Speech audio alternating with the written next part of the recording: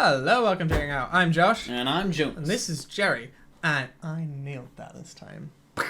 This is not Jerry.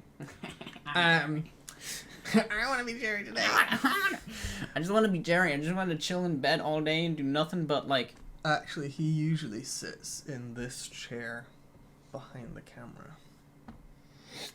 He must be incredible at meditating. Oh, he's great. He never breaks silence. Like, he is a Buddha. A Buddha. Well, Buddha. Going back to one of our very early retrospectives on Taika Waititi. Right, you jumped straight into that. Yeah. Fair enough. I mean, fair enough. Yeah. We're going to be talking about... Clear and concise. We're talking about one movie. Yes. Not Jerry's movie. No. Taika Waititi's movie. But I was actually going to segue that in by going back to what Jerry was doing in that video, but you cut me off. Okay, sorry. It's fine. The damage is done now. So, take it away. We were very clear that the two films that we have not seen... You can come back. Okay. The two films that we have not seen by Taika Waititi are Boy and Eagle vs. Shark. Yes. We've still not seen Eagle vs. Shark. Yes. But we've just watched Boy. We have now seen it. We've now seen it. So have you seen it before? Boy, no. Okay, it just got added to Prime. Our first time. Yeah, together. I think if you haven't seen it, it's on Prime. It's free. Go away and watch it. Then come for our opinion, or come for our opinion, get tons of spoilers, and then go away and watch it. Yeah, that's definitely the way to go. You will... Actually, interestingly, slight sidetrack here, but very interesting. Studies show that you enjoy things more if they've been spoiled. Yeah. Which is interesting, because I still hate spoilers. And the reason for that is because you can only experience that first time viewing once. Yeah. So even if the second time is more enjoyable, that first unique experience... Yeah. So, like, if someone said to you how... I don't know. I don't even know what to spoil now. Star Wars. Yeah, you could say, okay, Darth Vader's the father, and you kind of go, okay, cool. And with that knowledge, you now enjoy episode 5 more. But that first viewing of not knowing takes away that kind of shock factor, even if that makes for a less enjoyable viewing experience. Which is just interesting. Anyway, so go away if you haven't seen Boy. Just watch every film twice. Or watch our reviews before you watch films. Okay. Yeah. Come to us for recommendations. Yeah. What did you think of this film? So this is his second movie. Came out in 2010. This is his second movie. I think it's a really good movie. Mm-hmm. It's very cute. Mm-hmm. I think it's certainly not perfect. Mm-hmm. But there is incredible creative stuff in there. Yeah. Which I think is just awesome to see happen, where you're like, that's really, really cool. Yeah, I think just in terms of story, it could have been had a bit more punch. I don't know if that would actually make it better or worse, though. Fair enough. So I'm going to say I did not enjoy this film. You did not enjoy it? No. But not because of anything except the story. I don't think this is a topic that lends itself well to Taika's humor. Okay. Yeah. And I think that's extremely obvious because halfway through this film, the humor stops. Mm-hmm. Like, there was a good few bits. I'm quite... I don't know, I've definitely been given a reputation for someone that doesn't laugh particularly often at movies. Yeah. I find very specific things funny, and I think that it needs to be done very well to make me laugh. You laughed out loud twice. Yeah, which is that's big. Like, I don't... That's a good film. Up. That's, like, even though it's one of the things, you even looked at me, and I was kind of like, am I getting judged for what I laughed at? And you're just like, no, it's interesting to see what gets you. So actually, if you have seen the film, the bit where he's, like, at the window and he's apologizing, and then he comes off and he's on the piggyback, that wasn't the thing that got me, though. It wasn't the way he got off, because he got off the piggyback kind of stupidly. It was the fact that he was being raised about 3 inches. I was like, that's funny. But, like, very specific things I find laugh out loud funny in films. And I think the first the first 45 minutes of this movie, there was a lot of really funny dialogue and very Taika Waititi-esque dialogue where he's like, he thinks he has powers. He doesn't. Yeah. You know, and you're kind of like, okay, cool. You know, blah, blah, blah, I want to do this. I'm going to go see Michael Jackson. You know, and it's that kind of obsession almost to the point of not being funny. But it is still funny. Yeah. I think I got a lot of vibes of Jojo Rabbit in this, which have you seen yet? Haven't seen. So we'll avoid spoilers for Jojo Rabbit. But I think, considering Jojo Rabbit deals with harder topic. Mm-hmm. The But still with kids in a hard topic. Yeah. The Jojo Rabbit doesn't try to be funny. Mm-hmm. So the first 10-15 minutes that you see in the trailers where they're in like the boot camp, that's funny, sure, but the rest of the film is pretty bleak. Mm. You know, it's a kid's view of it, so there is that kind of innocence, Mm-hmm. but it's not funny. Yeah. Pretty much ever. Yeah. Definitely not laugh out loud funny. There's things that are humorous. Mm. Like a kind of juxtaposition, but that's kind of Yeah. it. Whereas this film, I still think tries to punch out the jokes when it's not really time for it. And I think that's also what I mean with like I would want the story to have a bit more punch in terms of like dramaticism. I would say. Yeah. It's like the serious parts just need to be dead serious. Yeah. Because then you would have that contrast between when it is funny, and when it really isn't, and then you would definitely give the difficult situation that he's portraying in the film the space that it definitely deserves, because I'm pretty sure that is he's taken that out of real life, and he's definitely telling a story that maybe a lot of kids in New Zealand go through, with like parents not being around. Not even New Zealand, I think worldwide. Like, Yeah, you know, just worldwide kind as of well. absent parents. Yeah. And kind of bringing up yourself. I think though for me, like it took me good, like I took the night thinking about it. I was like, I don't know if I like this film or not, because like I say, it's rare for me to find a film funny. Mm-hmm. Like probably laugh out loud funny, and I was like, but that was good. Then I was like, I would rather watch any other of Taika's films. Mm-hmm. Like this just isn't, and I think the problem with the plot for me, like the story is the issue, because the kid goes from being extremely likable, a bit Weird.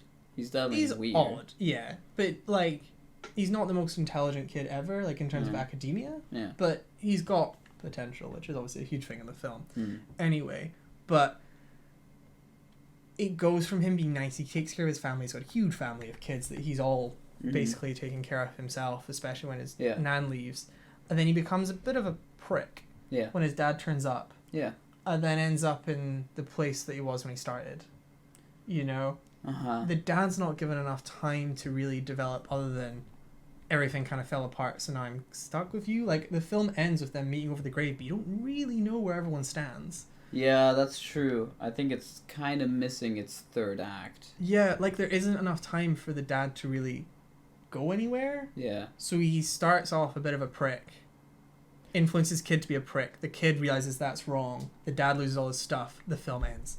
Yeah. You don't know if his character's changed. Yeah, you don't have the resolution at the end, which is like, that's the whole open end stuff can be very cool. I also don't think like it's okay, the film's over. That's interesting. Yeah. But I'm not sure if it was the best decision. No. The film's short as well. It's 90 minutes. I definitely like it. It makes a whole lot of sense the way the kid changes from being like somewhat good guy, quirky, having these ideas, blah blah blah. Then his dad coming in, him through his idolizing his dad, takes on all his bad qualities. I think makes absolute sense, and is also kind of heartbreaking to see him go through that change. And really enjoying going through that change, and then on the other hand you have his little brother who's like on the complete opposite side, and you're like, he's not just cuter, but he's also like he's doing the right thing, smarter, and not just being like, oh yeah, dad's back and dad is the best. You're like, no, you still gotta see him for what he is and what he does. And to have that turnaround for Boy is also, I think, very, very cool. I think what it really needs is just, you would have needed more of the dad and both kids' time together to have that conflict somehow resolve. Because the only thing that you get is Boy like slapping him twice and then shouting at him, you weren't there when mom died, where were you? And that's kind of like, that should initiate something rather than like something. Yeah, the next thing they meet at the grave and something has happened that we never saw, or it will happen right then and there, but they never show it to us. I think for me as well, they need to have Boy be more or less as of a person at the start. Mm-hmm. Like, he's great. He's perfect. Mm-hmm. You know, he's funny, he's charming, he's smart, Mm-hmm. he's taking care of everyone. Mm-hmm. And then he goes back to that at the end. Mm-hmm. I think that's just a shame in terms of character arcs. You know, they could have had him be a bit more flawed at the start or lacking confidence. Yeah. Even. Because, like, I mean, I even said, like, he does that Michael Jackson dance in front of that girl he likes. I was like, okay, the dance is awful, but, like, it's horrendously awkward. Yeah. But props to him. Yeah. Like, I don't know AF. anyone in my school that would have done that at that age. No way. Yeah. Like, so he's already... So I think it would have been really cool if we saw him too shy to talk to the girl, and through becoming a bit of an asshole, he finds the midway. finds his confidence. Yeah. Because that is definitely, like, the dad has attributes that are cool. Yeah. You know, and he has that confidence to just mess around on the beach pretending that, like, sticks or machine guns or whatever, you know. And I think if he found his confidence through that kind of midway, would have made for a more interesting character arc. Yeah, or if he was just, like, say, a mean older sibling, and then through seeing what his dad is as a bad role model, be like, oh, damn, I'm going to be a good role model for my siblings, for my cousins and stuff. I think that would be a nice turnaround. Yeah, that's actually true. Yeah. Maybe if he's more flawed at the beginning. I think as well, there's too many friends.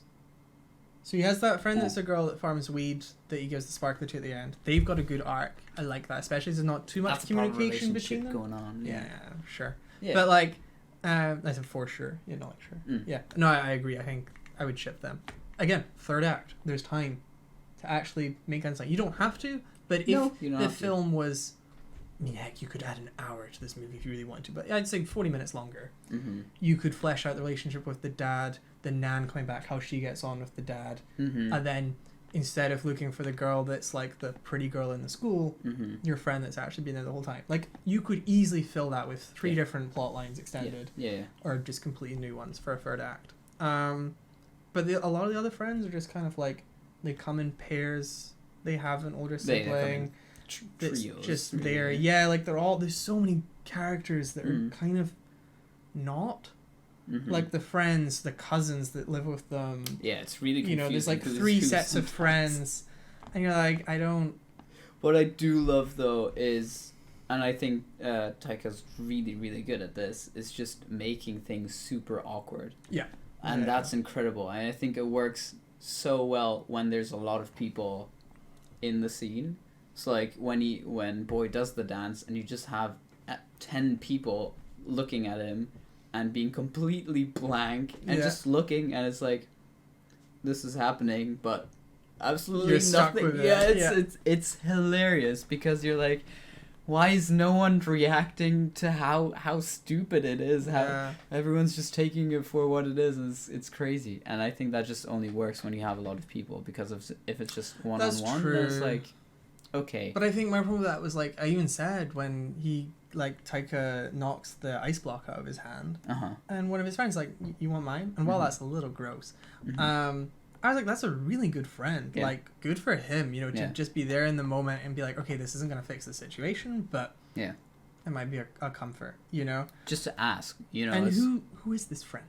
You know, it's like, where is he come from? You know, we never really see him again. And I think also, like, having the friends when he's like, oh, what have you been up to? He's like, oh, we're throwing mud at cows. Like, okay, cool. That's hilarious. But, like, there's never that, where have you been? Oh, you're spending so much time with your dad now, you know, you've changed. They never actually have that conversation of, like, oh, I have the choice between hanging out with my friends or my family. Yeah.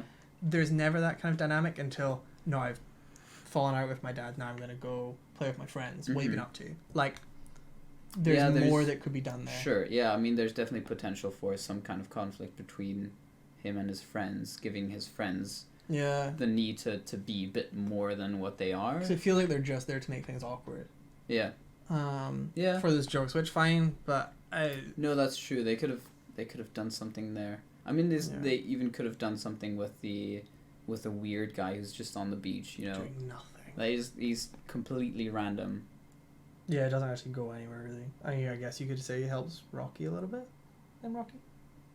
Yeah. Yeah, the other kid, the brother. Yeah, I don't know. Those are just like characters that are there, and it's the same situation with the ice cream. I'm like, I somewhat expected his aunt, I assume is, who runs all the Everything, who runs yeah. everything in the town, for her to be like, have like a little turnaround and say like, yes, I'm gonna give you an ice cream for free now because I absolutely do not agree with what your dad just did to you. Yeah. And I'm gonna do something I would never ever do otherwise. Yeah. That could have been like those could have been just little character moments. I think for a plot that's very similar, of kind of family, or themes at least that are similar, Hunt for the Wilder People does a much better job by having a much tighter cast. Like, the characters that are in that are there for a reason in every single one of them. Yeah. Even if it's just for a joke, it's someone that's there for a joke the entire way through. Like the sergeant, not the main police lady, but the dude who's just like, he's there to crack jokes, and that's fine. Yeah. But then he doesn't get more time than required. Yeah. Yeah, there's no kind of wasted time or like, why are these characters here? Everyone's kind of got a purpose. And I think for a film that deals with the exact same themes, I think it's the tighter movie. Yeah. No, it makes sense though that came afterwards. Yeah. To be like, yeah, he learned from that and made something better afterwards. Yeah. It's pretty bleak. Like, a lot of the film's pretty, that is. Yeah. I don't know, there was just like that kind of final half hour. I was like, I'm not really enjoying this. This is just kind of miserable. I think that's kind of what makes it strong though. Like, the way it does deal with a really, really sad and bleak topic. Yeah. In a digestible way. But I think that's the problem though. He's still trying to crack jokes. Yeah, and that's why I'm like, if it would stop cracking jokes at some time, like some points, and be like, we acknowledge that it's not a laughing matter, but that is the way the kids deal with it as well, subconsciously maybe. Yeah. You know, it would be a bit meta then, because it's like, this is the way the kids deal with it, and that's the way we deal with it as filmmakers in that situation. But then to also crack down and be like, yeah, but it can't always be funny, because at some point it's just going to be horrible. I think they need to go one of two ways though. They either need to remove all the jokes. Yeah. Pretty much entirely. Like, just the stuff that is there for humor. So you can have funny dialogue if it's there. Yeah. Like, naturally. So like when the kid's like, he thinks he has powers, he doesn't. That's fine. That's just a character being funny rather than a funny situation. And have it a much more bleak story. Without that, you could keep the awkwardness, but definitely no laugh out loud jokes. Or make sure that the jokes you're cracking later on, when it does get bleak, are peaks in mood. Because I just felt a kind of tonal disconnect, like they weren't funny anymore. But I think was my problem. So I was like, okay, I'm no longer finding this film funny, but it's still trying. It's not fully committing to like, we're just going to be bleak. We're going to be very honest. We're going to be. What were some jokes at the end that you didn't find? Because I also felt like they didn't fully stop making jokes, but certainly tone it down way. Yeah, I think maybe even like the father character, he's just a bit of a buffoon. Like when once he's shown his true light. Yeah. You know. Yeah, I mean, he's not playing around anymore, but he's just like. Yeah, I don't know, just his mannerisms, I don't know, it doesn't fit. And interestingly, I mean, okay, light spoilers, but in Jojo Rabbit, Taika Waititi plays Hitler. Yeah. And I think so Hitler is actually a very similar character to the dad in this, someone that's idolized, and then you kind of realize their true flaw. It's a very similar movie. But the final appearance of Hitler isn't really, I don't think it should be there. I mean, in that film, so he's, brief overview if you've not seen it, without spoilers, he's like an imaginary friend. So the kid's imaginary friend is Hitler. And throughout the film, he kind of sees him to get encouragement one way, or kind of he's debating an issue, it's kind of like that little devil on the shoulder. And there's a final confrontation where he kind of expels Hitler. I don't need my devil on the shoulder anymore. And I think the film would have been better if you just never saw him again. To never have that kind of thing. Because it's just, he's a bit too jokey, a bit too mean, and you don't quite know why he's there again. Yeah. I think this is in a similar vein where Yeah. Taika's playing a character that's still kind of jokey, still kind of cool, still trying to be funny. When the tone isn't suiting it. Like, the previous scene was him beating up his kid, and you're like, this isn't... Yeah. Like, there's still that weird...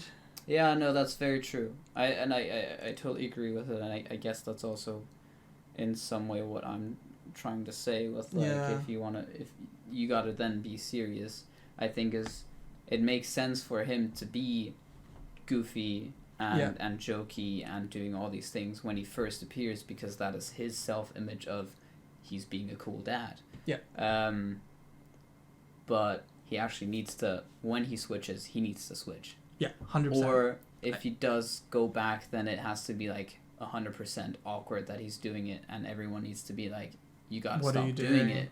I think actually, okay, so I have to put my finger on something, because I was kind of stalling there because I couldn't think of an example, but when he digs a bigger hole in his pile of holes to just kind of sit in, I'm like, that's kind of weird, kind of like, there's no reason for him to do that. Like, they've been digging very systematically this whole time. He's not just kind of lost it. But there's no one there to kind of sit and judge him other than the audience. So it's like it's trying to play for a laugh of like, oh, look at this guy stuck in his hole. But he's not a nice person. There's no one laughing at him in the film, so it feels weird to laugh at someone being upset as the audience. He as a character is funny. Yeah. So it's just kind of... Yeah. It feels totally off. Yeah, that's true. Which I think is a shame, so I do think, like, okay, Taika needs to double down and make the film hilarious, or probably not be directed by Taika Waititi. I think one or the other, you know, it's not... I think he could totally do it, but... I think his later films prove that you could. Yeah. But in terms of how to fix this exact film, or make it better, rather...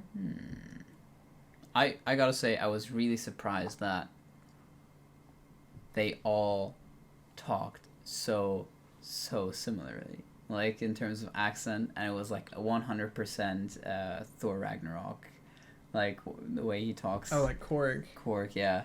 I was like, that is so distinct in like, but every single one of them just... That's the Kiwi accent, yeah. No, it's not a Kiwi accent, it's still area, like even regional, but like even then, they kind of like, if they all talked at the same time, just also in terms of, they all talk a bit higher, you know? Yeah. I think it was one of the teachers. I was like, that honestly, that could be Taika Waititi in a makeup suit. Like, it's the exact same. That's fair. I was like, they all talk so crazy. Or like, what's the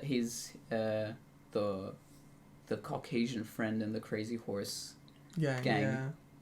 When he opened his mouth, I was like, that is literally Korg. Yeah. Like, it sounded, because like his voice is also so high, it was like 100%. Yeah. I was like, this is crazy. I like it. I also like how they do stick with the regional accent. Like, some of the lines are a little hard to hear, sure, but it's never a complaint I've heard. In fact, something we've had to acknowledge with our film that we made, because there's a lot of strong Glaswegian accents there, and it's like, it's hard to understand sometimes. And heck, sometimes on our YouTube videos, people find it hard to understand me, because I mumble a little bit. I know. You what now? I mumble a little bit. No, fair enough. I think, okay, YouTube videos, that's just me being an idiot.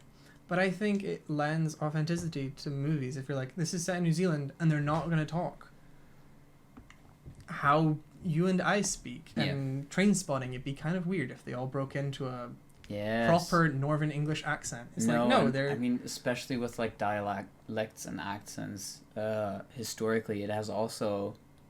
usually been something of like lower class stuff, and so maybe if you even think about it in that way, it's like, yes, they are regional, like they aren't, there's no cosmopolitanism in where they live, so why would they speak anything other than their regional accent? They speak. No, for sure. And I think it only becomes a problem if you really not even don't understand what they say, but don't understand the situation.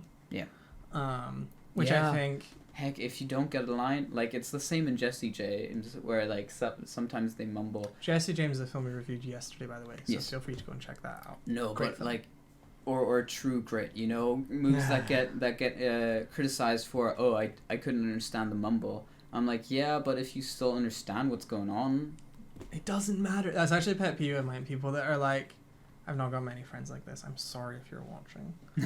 But I do definitely know people that are like, you know, when they sit on the remote and like someone's, especially in True Grit, which if you've not seen it, it's fine. But like, it's, that's very what's his name? Big Lebowski. Yeah. But yeah, I don't know. But he's just like, and you're kind of like, but it's fine. You understand the tone of what's being said, at least for the odd line. But you know that friend that's just like, pause. What did he say? And you're like, I don't really know exactly. Like, I think he's meaning this. Like, if you let the whole conversation play, you understand the start and the end, so the middle doesn't really matter. Hopefully, yeah, that's just what's got to happen. You know. Yeah. It's fine, but there's always that friend that's like, I'll go back a bit and put the subtitles on, and I'm like, what are you doing? You know, I'll listen to it again. No, like, oh. And like boys, nowhere near. Nowhere close. Yeah. But yeah, no, there's some great YouTube videos of lines from True Grit actually. Where it's like, what is he saying here? Like, I don't know. Without the context, of course, there's just no way to know. Yeah, I don't know if I'd recommend Boy though. I think if you like Taika's films, I would still say watch it. I would say watch it for Taika's films, though. Yeah. I don't think, like, honestly, anyone that's not like, oh, I've seen all of them, but I haven't seen Boy, should I watch it? I'd be like, yeah, sure, it's not a bad movie. Yeah. In the same way that I appreciate what he did later on. I think this is very good to watch it. But I mean, that's the same reason I watched Jackie Brown for Tarantino's films. Like, I'm a huge Tarantino fan. I know Jackie Brown and Death Proof are his two worst movies, according to pretty much everyone. I've still not seen Death Proof. But that was because people were like, oh, you know, you should probably watch Jackie Brown. I was like, all right, I'll watch it. And I watched it. I was like, this is fine. If anyone said, should I see it? I'd be like, have you seen Pulp Fiction? And if they said no, I'd be like, watch that instead. It's a better movie in every way. And I think I'd be the same here. I'd be like, if someone said, oh, Boy's on Prime now, should I watch it? I'd be like, oh, have you seen Hunt for the Wilder People? No, watch that. Have you seen Jojo Rabbit? No, watch that. Yeah. What We Do in the Shadows is brilliant, you know. No, that's very true. I don't, unless you're really like, oh, I want to see all Taika's films, it's on Prime, is it worth, like, avoiding so I don't taint my reputation? No. Yeah, no, it doesn't taint his reputation. Not at all, but it doesn't add anything either, I don't think, other than how did he end up where he got. Yeah. I don't think I'm going to rewatch this movie, though. Considering I own most of Taika's other films, like, I actually went out and bought a couple of them, which I really don't do very often. I'm definitely like, I'm glad I've seen it, but I'm never. Yeah, I don't think it's one that needs that or warrants that particularly. Yeah. But I think it is, especially if you appreciate Taika's. I still think it's. For that reason, yeah. I mean, if you've made it this far into the review, you've probably seen it, and if not, go watch it. If my parents are watching, don't watch it. They did not like What We Do in the Shadows. Oh, I don't know why, but. You definitely won't like this. I live for awkwardness, and so that's like, this is very good humor for me. It's not even that, they just don't get it. I mean, it's interesting. I think it's really curious to see what people find funny and what people don't. Yeah, true. I mean, I'm a very special case of that as well, I guess. Yeah, special case.